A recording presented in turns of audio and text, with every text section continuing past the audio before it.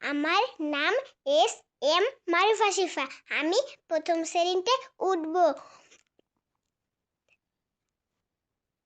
আমি একটি গল্প বলবো। গল্পের নাম বাঘ ও রাখাল।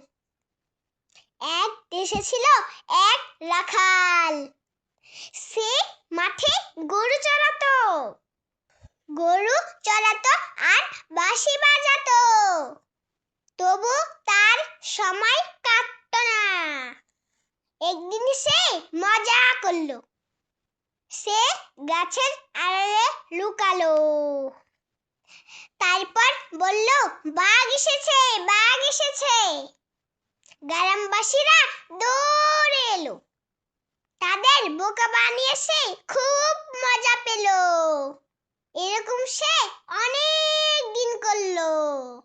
গ্রামবাসীরা খুব রাগ করলো। একদিন সত্যি বাঘ এলো। রাখাল চিৎকার করলো, বাঘ বাঘ বাঘ। এবার আর কেউ এলো না। বাঘ রাখালকে নিয়ে গেল। রাখালকে আর খুঁজে পাওয়া গেল না। মিথ্যা বললে বিপদে পড়তে হয়।